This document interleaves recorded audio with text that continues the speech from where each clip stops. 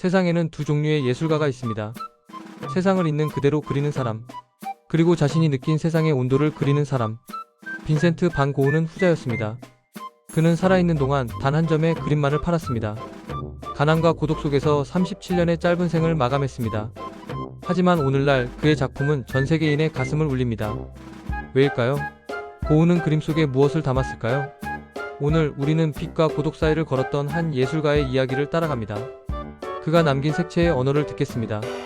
1853년 3월 30일 네덜란드 작은 마을 준데르트, 빈센트 빌럼 반 고흐가 태어났습니다.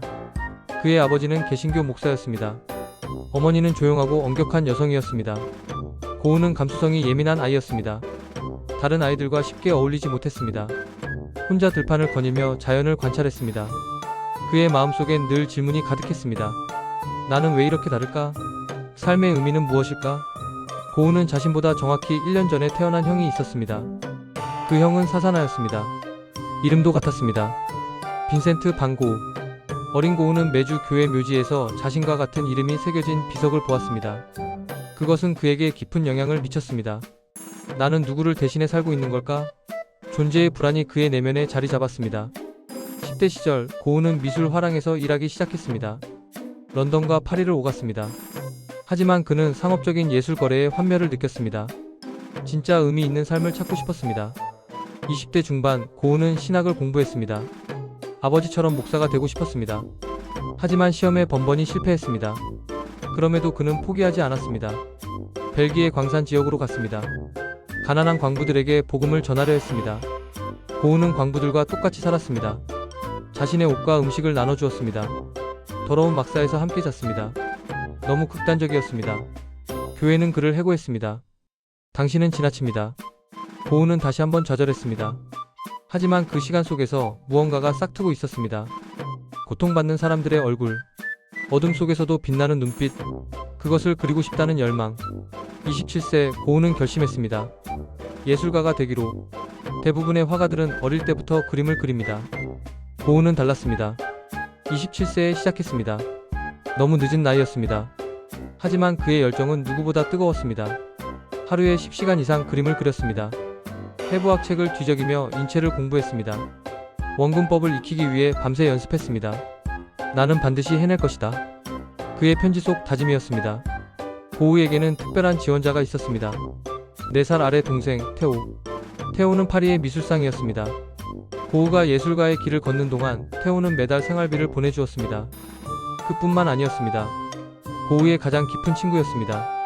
고흐는 테오에게 수백 통의 편지를 썼습니다.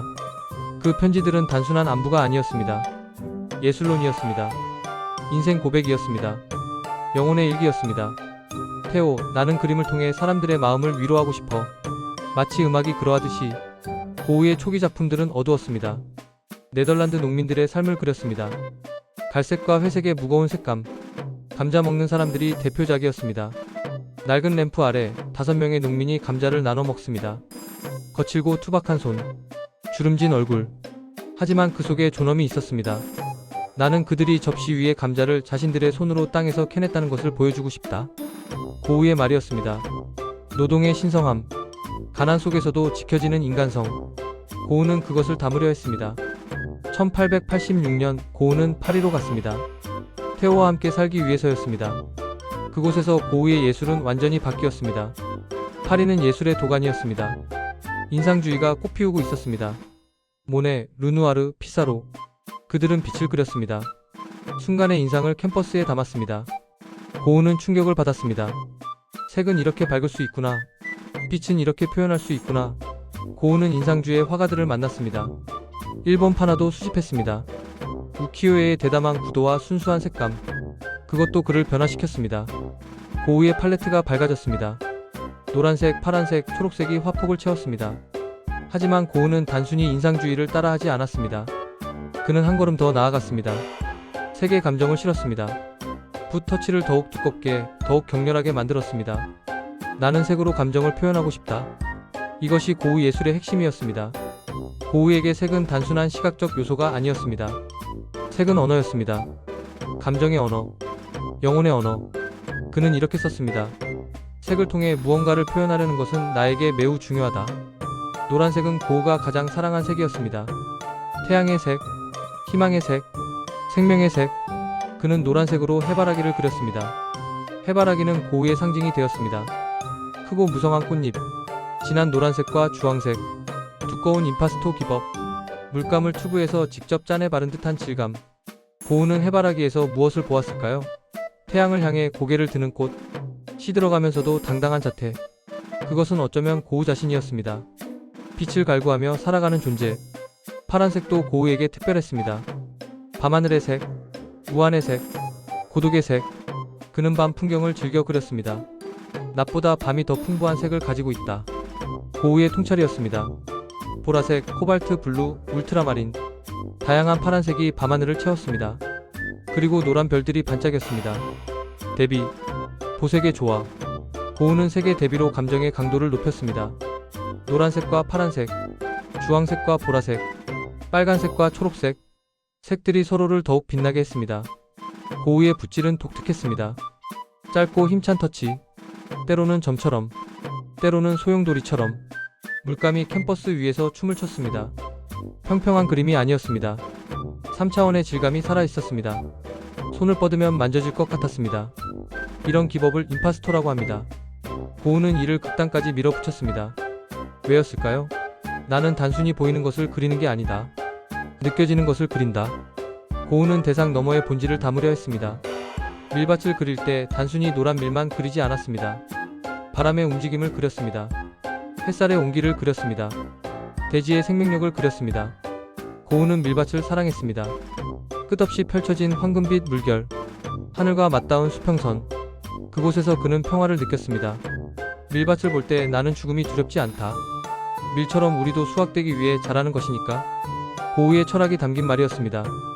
사이프러스 나무도 자주 등장했습니다. 하늘을 향해 쭉쭉 뻗은 어두운 나무, 마치 불길처럼 타오르는 형상. 사이프러스는 아름다운 성과 비율을 가지고 있다. 이집트 오벨리스크 같다. 고우는 사이프러스에서 숭고함을 보았습니다. 땅에 뿌리 내리되 하늘을 향한 열망. 그것 또한 고우 자신의 모습이었습니다. 1888년 2월, 고우는 파리를 떠났습니다. 남프랑스 아를로 향했습니다. 그곳엔 태양이 있었습니다. 강렬한 빛이 있었습니다. 고우가 그토록 갈망하던 빛. 여기서 나는 일본을 본다. 고우는 아를에 도착해 이렇게 썼습니다. 맑고 투명한 공기, 선명한 색채, 뜨거운 태양. 고우의 팔레트는 더욱 불타올랐습니다. 고우는 작은 노란 집을 빌렸습니다. 라마르틴 광장 2번지. 그곳에서 예술가 공동체를 꿈꾸었습니다. 함께 그림 그리고 서로 영감을 나누는 곳. 예술가들의 남쪽 아틀리에. 고우는 해바라기 그림들을 그려 벽을 장식했습니다. 친구들을 맞이할 준비를 했습니다. 그리고 폴 고갱을 초대했습니다. 고갱은 당시 유명한 화가였습니다. 고우는 고갱을 존경했습니다. 테오의 설득 끝에 고갱이 아를에 왔습니다.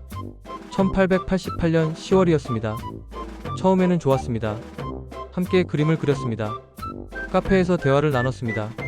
하지만 곧 갈등이 시작되었습니다. 고갱은 상상력으로 그림을 그렸습니다. 고우는 자연을 직접 보며 그렸습니다. 고갱은 차갑고 이성적이었습니다. 고우는 뜨겁고 감정적이었습니다. 고우는 고갱의 인정을 갈구했습니다. 하지만 고갱은 점점 답답해했습니다. 12월, 둘은 격렬하게 다투었습니다. 고갱은 아르를 떠나기로 결심했습니다. 그날 밤, 고우는 정신적 위기를 겪었습니다. 고우는 자신의 귀 일부를 잘랐습니다. 그것을 천으로 싸서 한 여성에게 전했습니다. 다음날, 고우는 병원에서 깨어났습니다. 고갱은 이미 파리로 떠난 뒤였습니다. 노란 집은 텅 비었습니다. 고우의 꿈은 산산이 부서졌습니다. 아를 사람들은 고우를 두려워하기 시작했습니다. 미친 붉은 머리 화가. 그들은 고우를 격리시켜달라고 청원했습니다. 고우는 다시 고독 속으로 침잠했습니다. 하지만 그림은 멈추지 않았습니다. 병원에서도 고독 속에서도 고우는 그렸습니다. 1889년 5월, 고우는 생레미의 정신병원에 자발적으로 입원했습니다. 생폴드 모졸 요양원. 고독하고 두려운 시간이었습니다. 발작이 반복되었습니다. 며칠씩 아무것도 할 수 없을 때가 있었습니다. 하지만 정신이 맑을 때 고우는 미친 듯이 그림을 그렸습니다. 병원 방의 창문을 통해 밖을 바라보았습니다. 밤하늘을 올려다보았습니다. 그리고 그는 그렸습니다. 역사상 가장 유명한 밤하늘을. 별이 빛나는 밤 더 스타리 나이트. 하늘이 살아 움직입니다. 거대한 소용돌이가 밤을 휘감습니다. 별과 달이 빛의 후광을 내뿜습니다. 코발트 블루, 울트라마린, 흰색이 뒤섞입니다. 아래쪽엔 잠든 마을이 있습니다. 작고 평화로운 집들, 교회 첨탑, 오른쪽엔 사이프러스 나무가 불꽃처럼 치솟습니다. 이 그림은 혼돈입니다. 동시에 질서입니다. 광기입니다. 동시에 아름다움입니다. 고흐는 이 작품을 그리며 무엇을 느꼈을까요? 어둠 속에서도 별은 빛난다. 아마도 이것이 고흐의 메시지였을 것입니다. 절망 속에서도 희망은 존재한다. 고통 속에서도 아름다움은 피어난다. 흥미로운 사실이 있습니다. 21세기 과학자들이 이 그림을 분석했습니다. 고흐가 그린 소용돌이 패턴을 연구했습니다. 놀랍게도 그것은 날류터 밸런스의 수학적 패턴과 일치했습니다. 유체역학의 복잡한 흐름. 고흐는 과학을 공부하지 않았습니다. 하지만 그는 직관으로 자연의 본질을 포착했습니다. 혼돈처럼 보이는 것 속에 숨겨진 질서. 이것이 천재의 눈이었습니다. 고흐는 생래미에서 150점 이상의 그림을 그렸습니다. 올리브 나무, 사이프러스, 밀밭, 붓꽃. 모두 강렬한 색채와 역동적인 붓질로 가득했습니다. 나는 내 병을 통해 더 깊이 볼 수 있게 되었다. 고흐의 편지였습니다. 고통이 그의 예술을 더 순수하게 만들었습니다. 필터가 사라졌습니다. 세상과 자신 사이의 모든 장벽이 허물어졌습니다. 그는 순수한 감각으로 세상을 느꼈습니다. 그리고 그것을 캔버스에 쏟아냈습니다. 1890년 5월, 고흐는 생래미를 떠나 북쪽으로 갔습니다. 파리 근교의 작은 마을 오베르시르우아즈. 그곳엔 가셰 박사가 있었습니다. 예술을 사랑하는 의사였습니다. 고흐를 돌봐줄 사람이었습니다. 처음 몇 주 고흐는 평온해 보였습니다. 마을을 그렸습니다. 가셰 박사의 초상화를 그렸습니다. 교회를 그렸습니다. 하지만 그 그림들은 불안했습니다. 교회가 기울어진 것처럼 보였습니다. 하늘이 어둡고 무거웠습니다. 땅이 갈라진 듯 했습니다. 무언가 잘못되고 있었습니다. 고흐는 점점 더 불안해졌습니다. 테오가 재정적 어려움을 겪고 있었습니다. 고흐는 자신이 동생에게 짐이 된다고 생각했습니다. 나는 테오의 삶을 망치고 있다. 죄책감이 그를 짓눌렀습니다. 7월, 고흐는 광적으로 그림을 그렸습니다. 하루에 한 점 이상. 마치 시간이 얼마 남지 않은 것처럼. 그의 마지막 작품 중 하나. 까마귀가 나는 밀밭. 넓게 펼쳐진 밀밭. 노란색과 녹색이 격렬하게 휘몰아칩니다. 세 갈래 길이 밀밭을 가릅니다. 하지만 길들은 어디로도 이어지지 않습니다. 막다른 길. 하늘은 어둡고 폭풍우가 몰려옵니다. 검은 까마귀 떼가 날아갑니다. 이 그림은 소리를 지르고 있습니다. 절망의 소리, 막막함의 소리. 하지만 동시에 그 속에서도 밀은 빛납니다. 고흐는 끝까지 빛을 그렸습니다. 1890년 7월 27일, 고흐는 밀밭으로 나갔습니다. 그림 도구를 들고. 저녁 무렵 그는 가슴에 총상을 입고 돌아왔습니다. 정확한 상황은 아무도 모릅니다. 사고였는지 스스로 그랬는지. 고흐는 이틀 동안 병상에 누워 있었습니다. 테오가 달려왔습니다. 형제는 마지막 대화를 나누었습니다. 슬픔은 영원히 계속된다. 고흐의 마지막 말이었다고 전해집니다. 1890년 7월 29일 새벽 1시 30분. 빈센트 반 고흐는 37세의 나이로 세상을 떠났습니다. 그의 손에는 붓이 쥐어져 있었을지도 모릅니다.